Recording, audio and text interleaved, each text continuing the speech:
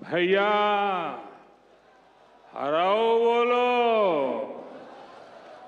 मतंगेश्वर भगवान की, बागेश्वर धाम की जय, जटाशंकर धाम की।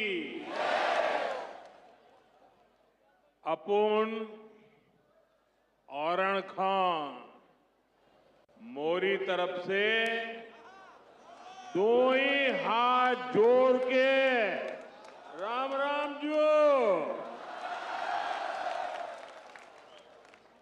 कार्यक्रम में उपस्थित मध्य प्रदेश के गवर्नर श्री मंगू भाई पटेल,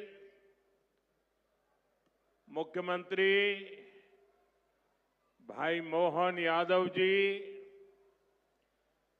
जगत गुरु पूज्य राम भद्राचार्य जी, बागेश्वर धाम के पीठाधीश्वर श्री धरेंद्र शास्त्री जी, दीदी मां साध्वी ऋतंबरा जी,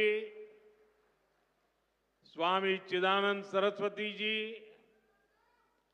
महंत श्री बालक योगेश्वर दास जी, इसी क्षेत्र के सांसद विष्णुदेव शर्मा जी, अन्य महानुभाव और प्यारे भाई और बहनों, बहुत ही कम दिनों में मुझे दूसरी बार वीरों की इस धरती बुंदेलखंड आने का सौभाग्य मिला है। और इस बार तो बालाजी का बुलावा आया है।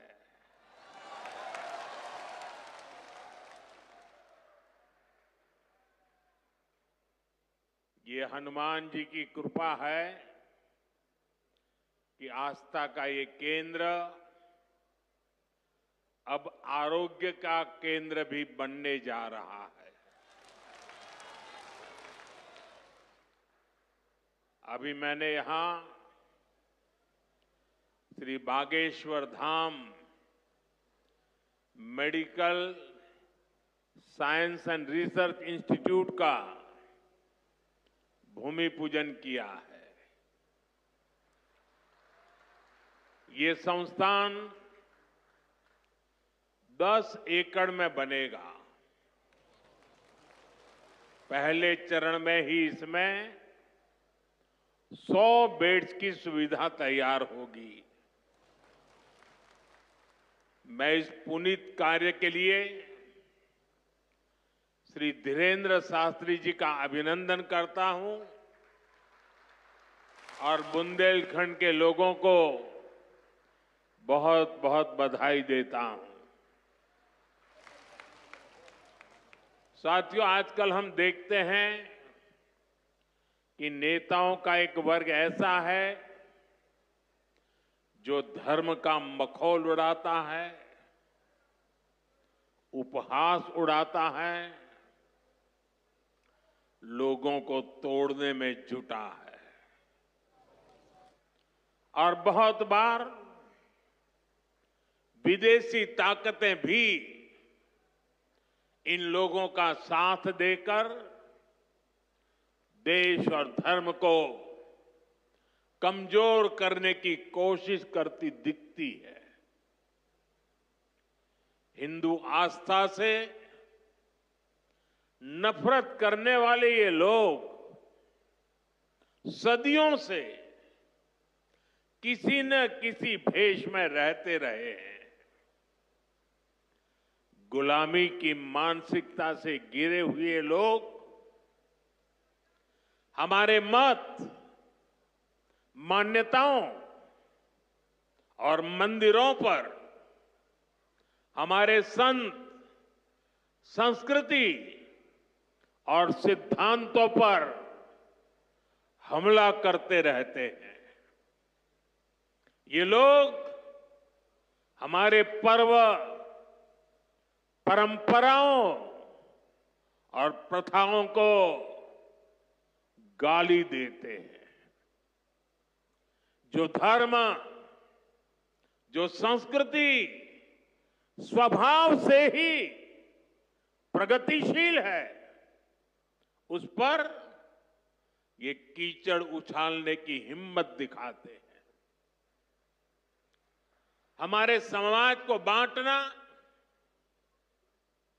उसकी एकता को तोड़ना ही इनका एजेंडा है।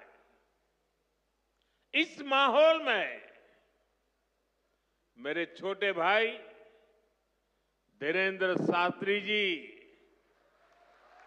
काफी समय से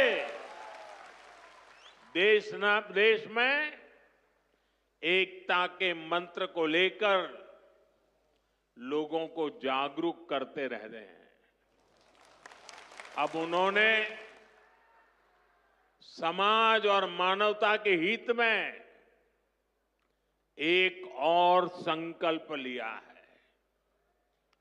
इस कैंसर संस्थान के निर्माण की ठानी है।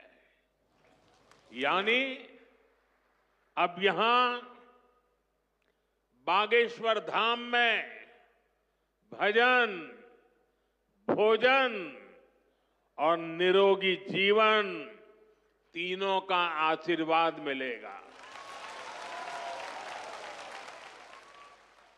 साथियों, हमारे मंदिर, हमारे मठ, हमारे धाम,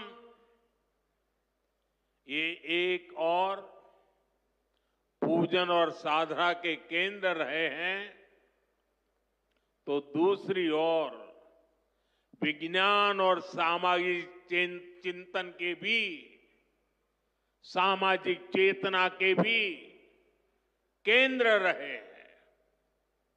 हमारे ऋषियों ने ही हमें आयुर्वेद का विज्ञान दिया। हमारे ऋषियों ने ही हमें योग का वो विज्ञान दिया जिसका परचम आज पूरी दुनिया में लहरा रहा है।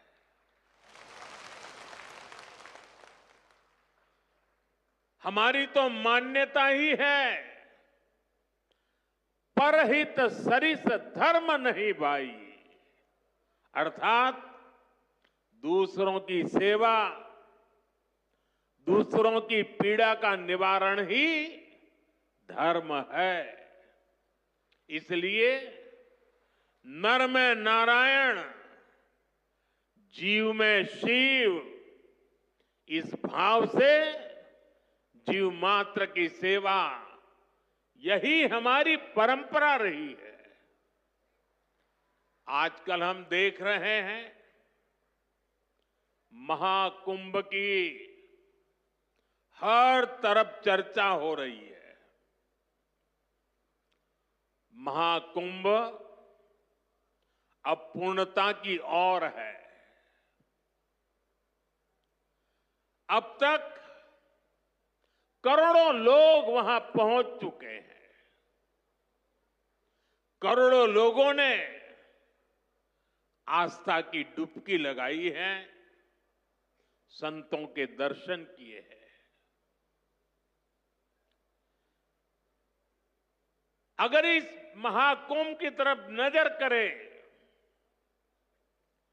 तो सहज भाव उड़ जाता है, ये एकता का महाकुंभ है। आने वाली सदियों तक 144 वर्ष के बाद हुआ ये महाकुंभ एकता के महाकुंभ के रूप से प्रेरणा देता रहेगा और देश की एकता को मजबूती देने का अमृत परोसता रहेगा। लोग सेवाभाव से लगे हुए